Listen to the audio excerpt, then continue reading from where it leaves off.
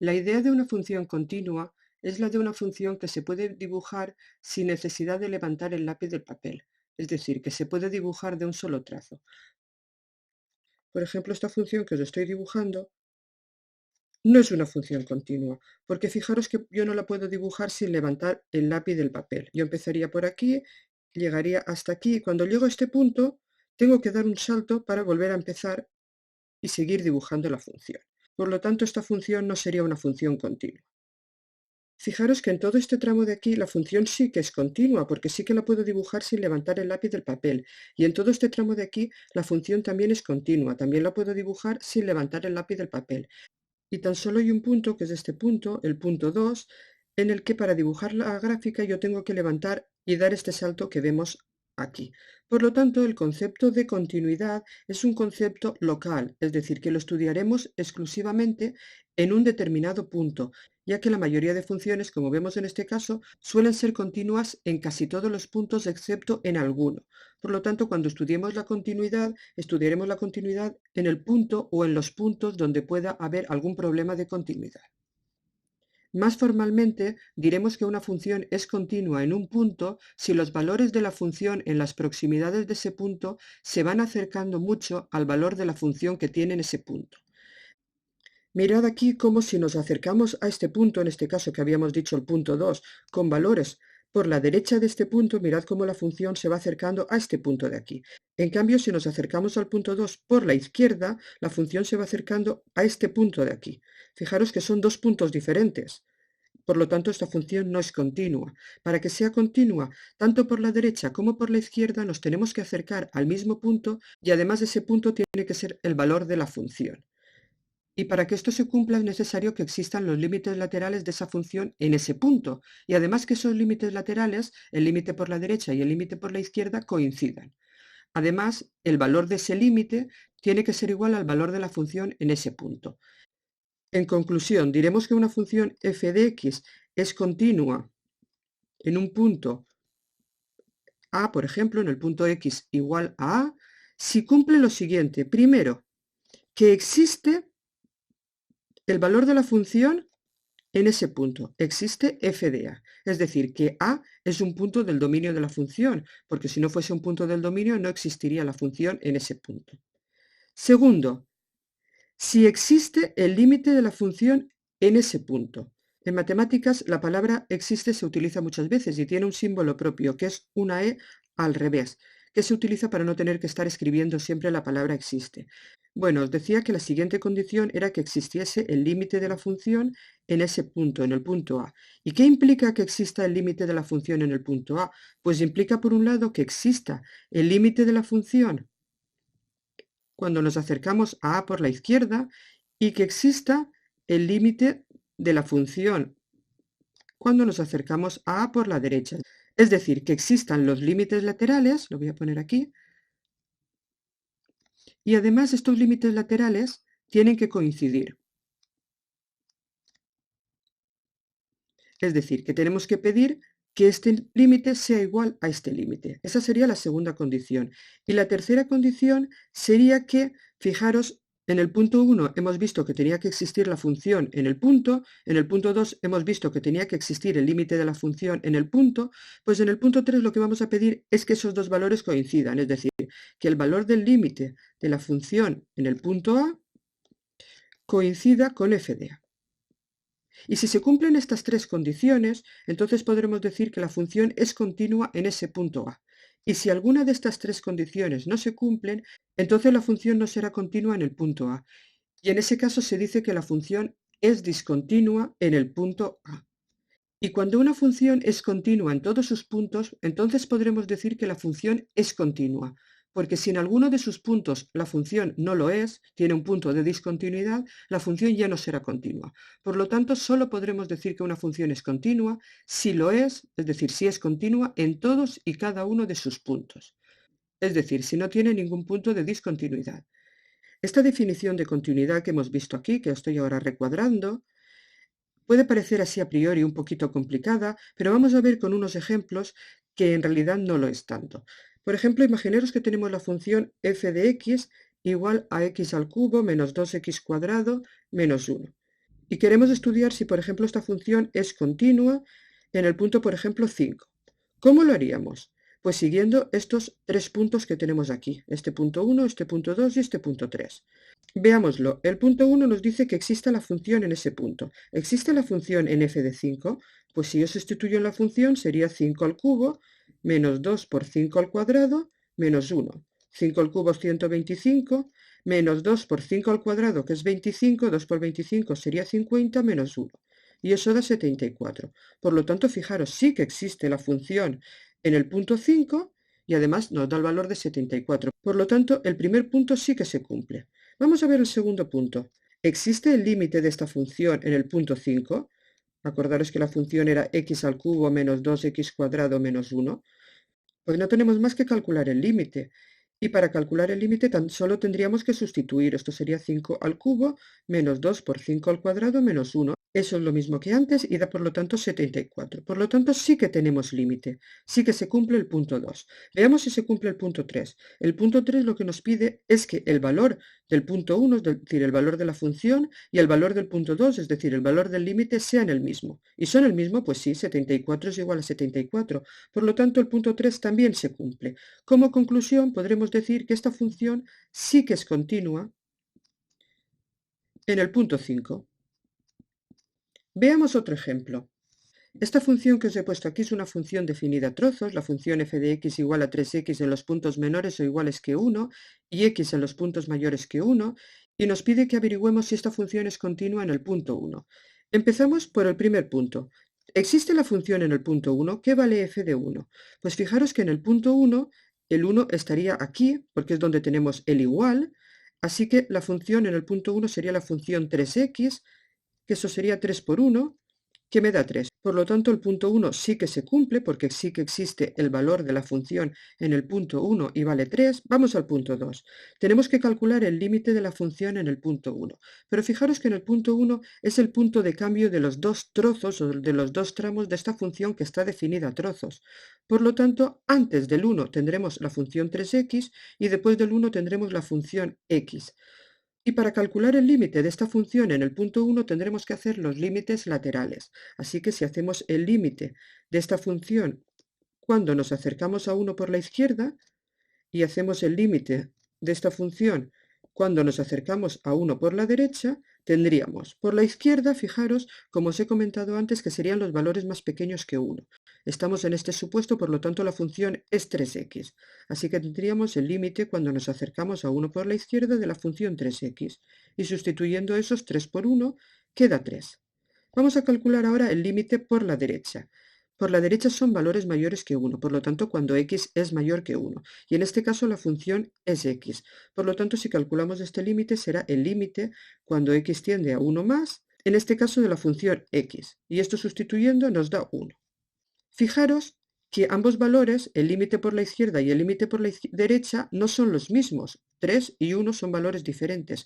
Por lo tanto, podemos asegurar que no existe, y el símbolo de no existe es la misma e del existe al revés pero tachado, no existe el límite de esta función en el punto 1, porque acordaros que para que existiese un límite de una función en un punto, los límites laterales tenían que ser iguales, es decir, tenía que coincidir el límite por la derecha con el límite por la izquierda. Por lo tanto, el punto 2 de las condiciones de continuidad no se cumple, ya falla, y ya podemos asegurar directamente que esta función no es continua en el punto 1.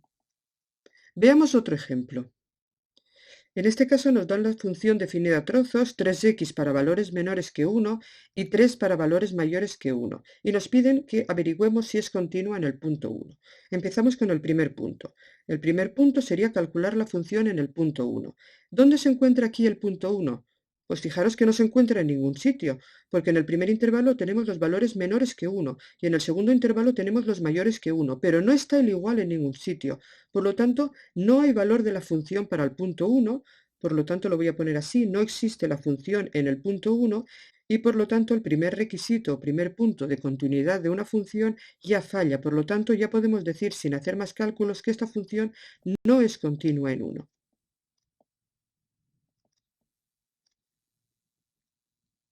En este caso no hace falta que hagamos ya más operaciones porque nos pedían si la función era continua en el punto 1 y ya hemos visto que no lo es porque ha fallado el punto 1.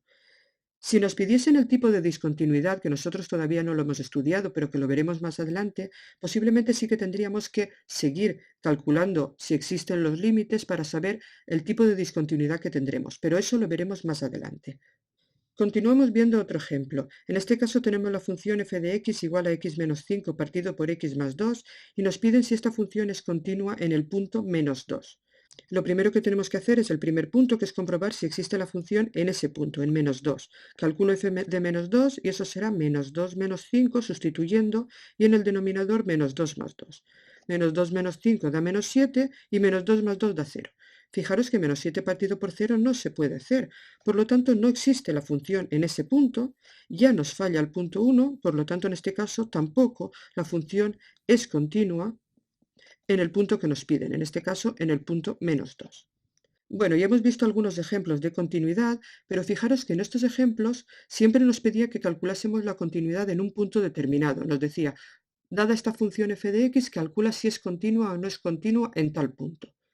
¿Qué pasaría si lo que nos piden es, dada una función cualquiera, calcula si es continua o no es continua? ¿Tendríamos que calcular la continuidad en todos los puntos? Pues eso es imposible porque sabéis que hay infinitos puntos. Entonces, ¿cómo lo haríamos? Pues es muy fácil porque generalmente la mayoría de las funciones son siempre continuas. Las funciones tipo polinómicas, las funciones exponenciales, las funciones logarítmicas, las funciones con radicales, con raíces, todas estas funciones siempre son funciones continuas en todo su dominio, es decir, desde que empiezan hasta que acaban. Las funciones que no son siempre continuas, en las que podríamos encontrar algún punto de discontinuidad, son las funciones del tipo que os voy a comentar ahora a continuación. En primer lugar, tendremos las funciones racionales, es decir, un polinomio dividido por otro polinomio. Estas funciones pueden tener problemas de discontinuidad ya que no todos los puntos pertenecen al dominio de la función. Fijaros que cuando el denominador, el q de x, se hace 0, aquí nos pueden aparecer algunos puntos que son los que fallan del dominio. Y en esos puntos donde falla el dominio de la función puede ser que esta función no sea continua.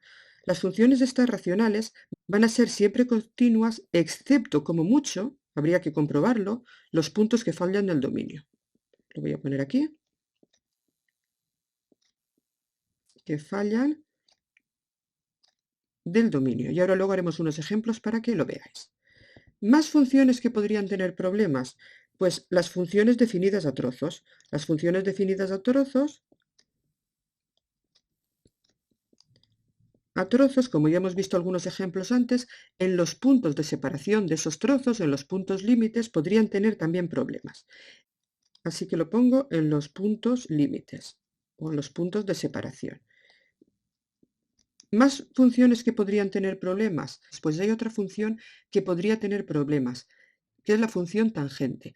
Las funciones trigonométricas no lo he comentado antes, pero la función seno y coseno siempre son funciones continuas, pero la función tangente no, la función f de x igual a tangente de x o cualquiera de sus variaciones, la tangente de cualquier cosa, puede tener problemas porque sabéis que la tangente no está definida en todos los puntos.